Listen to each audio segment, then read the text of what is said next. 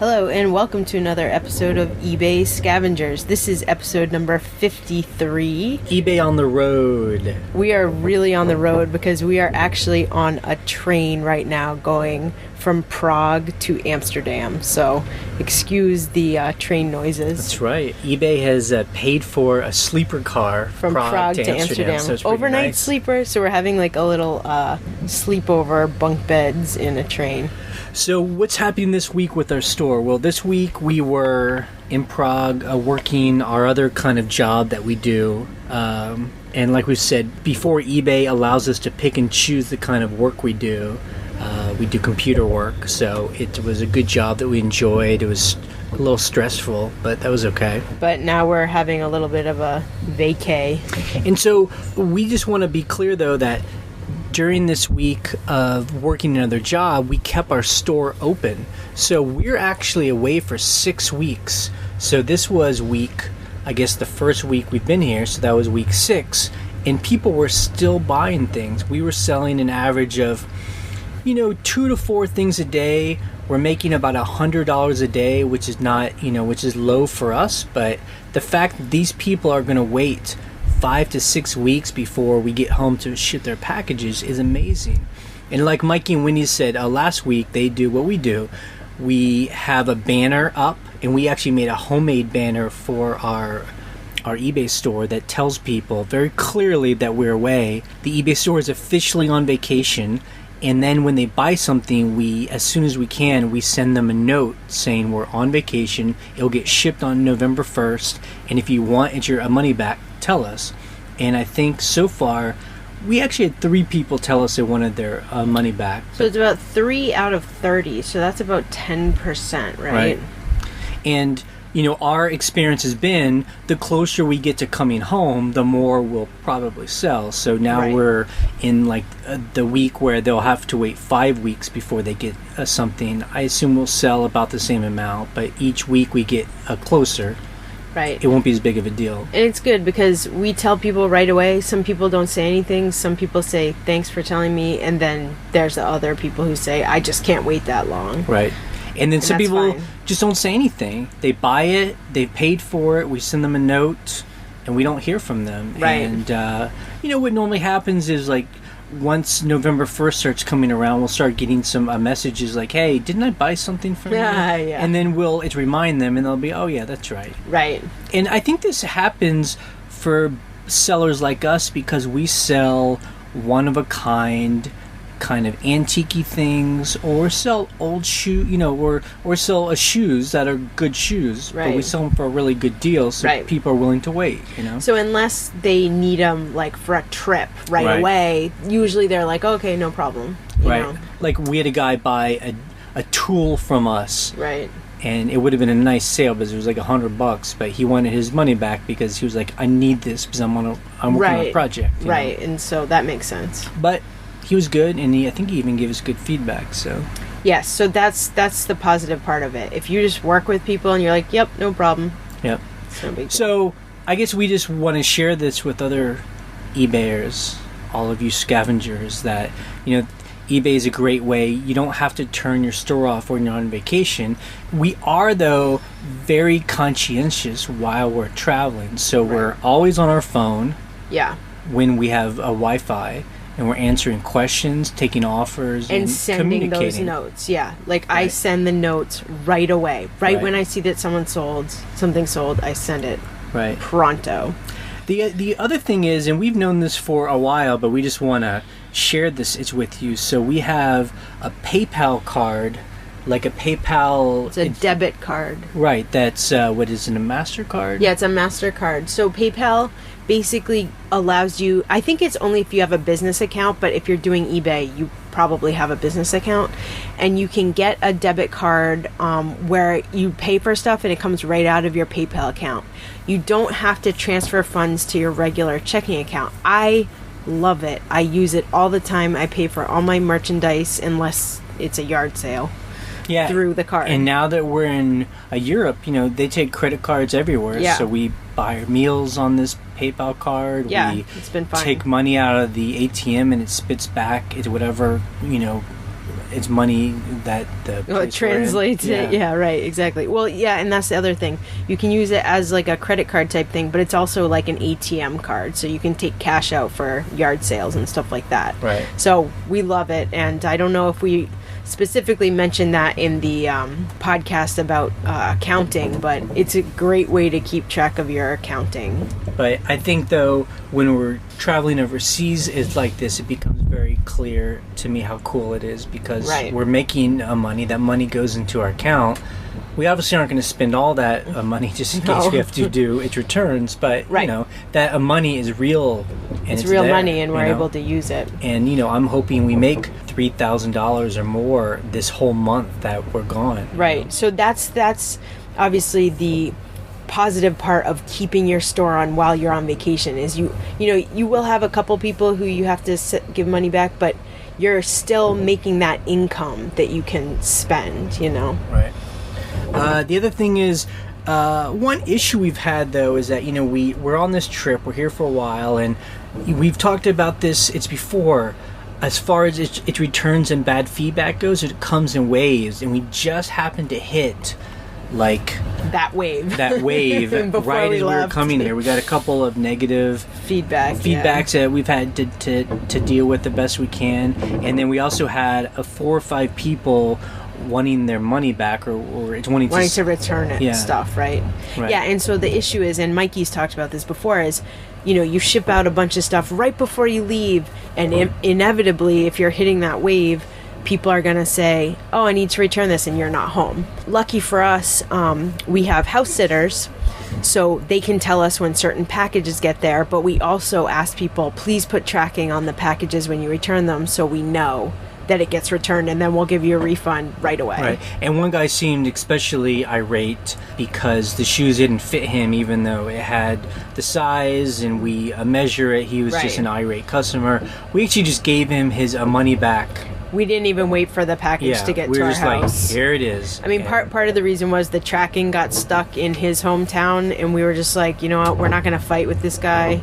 I think he gave us positive feedback too. Yeah. Thank God. Right. So, you know, and that has to be, I think, if you're going to try and do this while you're on quote unquote vacation, it means, though, you still have to be very active. Yes. When you're dealing with your store. I mean, if we were just to like ignore everything, we'd come back with all kinds of bad feedback. Yep, exactly. The other thing is, so because of some of these customers were having promises, we had to talk to eBay. Yes. And we don't have phones yet over here in Europe that we can call eBay, so we've actually been using Google Voice. Yeah, so the deal is this. So Jay and I have our own cell phones, but what we wanted was a local phone number in where we live in rural America that would go to both our cell phones, and you can do that through Google Voice. It's great. You can actually get a phone number that like sends the number out for free. Yes, it's awesome. So look it up, Google Voice. So what we did was we went on our little Google account,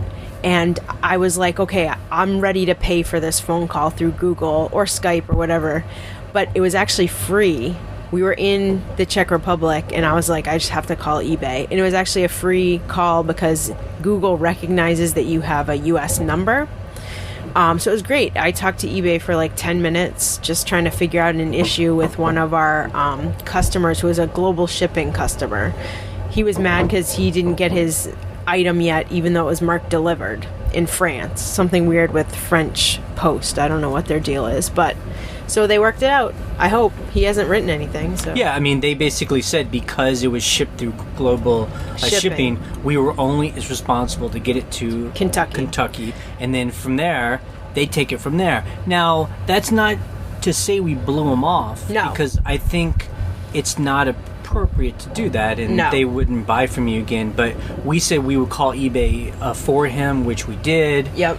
And then eBay told us what to do, and that's just, we had to tell him, you got to call your local eBay French site. eBay France. Call them and figure it out. Yeah. So that's basically it. It's good. But I mean, I guess, you know, the interesting thing about this is that we're traveling overseas. Right. And we're able to talk to people all over the world.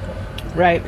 and it's great, and do our business. I mean, and it's almost the same. I mean, even once we hit Amsterdam, hopefully we'll get SIM cards, so it'll be even more instant. And that's amazing for a couple punks that are just, you know, I know, scavenging items and selling them. You know? Yeah. Yep. So let's talk about scavenging. So we're going to be here for quite a while. We're here for the next month, and we'll be in Amsterdam, and we're going to try. Our hope is to see what scavenging is like in another country, because the experience we've had in the past going to Europe and England is they just don't have the massive thrifting culture that we have in the United States. Right. Like last night I did a lot of research, like in Amsterdam, what if they have like a thrifting culture, and I was reading some interviews with some guys, and they were saying, well, it's different. Like in some of these countries, they don't even have a word for a thrifting, you know? Right. Like they see the people that dig through old stuff. They're like poor people, you know, and so they don't have it where we're all proud that we're using these items or finding deals. Like they don't really see that. But what do they do with their old stuff? I don't know. He didn't really say that. Huh, interesting. I think that maybe, I don't know if it's like a thing from World War II. I just don't think that they have as much waste. Like, maybe they just don't buy as much junk, like overbuy like Americans do. Right. So that's why we have so much waste, is because people have too much stuff, you know? That's the way it's the commodity culture where you're like, oh, my stereo broke one little wire, throw it away. Right, but they do have it's Netherlands, they do have these shops where they do sell older stuff. And what is it called? I don't even know. It's like Krinkelkrugen. Yeah, Klinkerkrugen. So we actually wrote down some of those names. Some of those big, warehouses. And then the other thing is I found there's a big flea market that happens once every month. Yeah. And it's huge, and it's all secondhand items, so we're going to go check that out. Yeah, that's in about a week. I just don't know what kind of deals they'll have. I mean, if they're going to have the kind of deals that we're trying to find, where things are like $1. And now, here the question is for us, like, we're flying home. Right. So what are we get? We can't be like buying lamps. Well, we only brought one bag. It's with us, and then we brought an empty bag, so we can fill up. It's 50 pounds of stuff. Because we can each have one bag. Right. It's 50 we can pounds. check a bag for free on an international flight. So we'll see what we can put in that bag. And what our hope is that we can find the items that they think are boring or normal that to us in America would be exotic. Right. And that's what we're trying to find. Right. I'm not sure if we'll do it. What are they throwing away in abundance that we're like, oh my God. The other thing that we were looking at was trying to find moving sales on Craigslist. They do have Craigslist in Amsterdam, and I did see a couple of like stoop sales where people were clearing out their apartments, but because they're moving, whether or not it's just a furniture or items, we'll see. Yeah, I guess that'll be the fun thing, to try to map it out and see where they are and who knows? What are they selling. But like we've said is before, and I think this is doubly true for when you're in a foreign country, when you're scavenging, the reason why I'm excited is that it will give us a reason to explore parts of a city where I have no reason to be in these parts, So if we find these like thrift-like stores in some outskirts of a city, I would never have gone there unless I have a certain place to go to. Right. And I think also partly that reasoning of like exploring and scavenging, like I'm just not good at just like being on vacation, like let's go out to eat and just spend our money. Like I'm just like, no, I need something else to do, other than list on eBay, which I will be doing. And we hope to actually do an interview with a guy that sells on eBay here in Amsterdam, and he sells those little tiles. Yeah, he sells these antique Delft tiles. They're like really famous,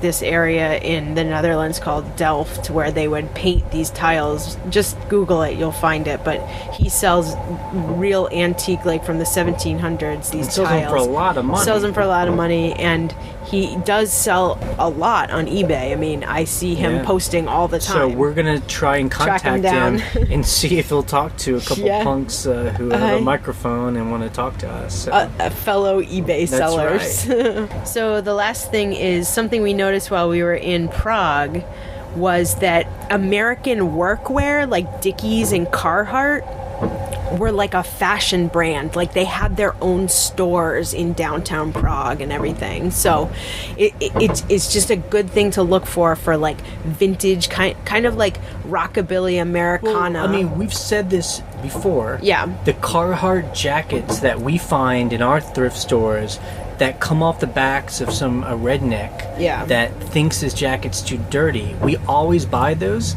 and they sell for we sell them for what? At least like $30, $40? Minimum $50. Right. I swear to God, $50. Right. And if they're union made, they go for more. And very often we'll sell them either on either coast or overseas. And we saw this because, like a Dickies, we saw that in a Carhartt store downtown, like where the Gucci store is, right. and the Hugo Boss store. Right.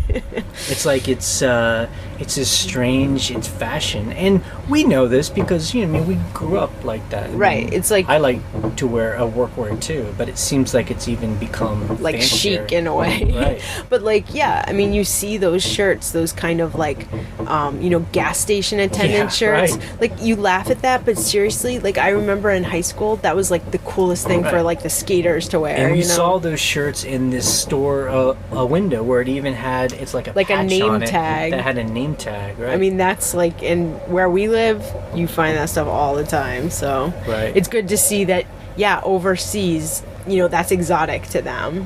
Cool American. It's exotic Americana. Right, exactly. So, okay, well, that's what's up with our store from this sleeper train going to Amsterdam. Via Berlin. Yep. Cool. All right. See you next time.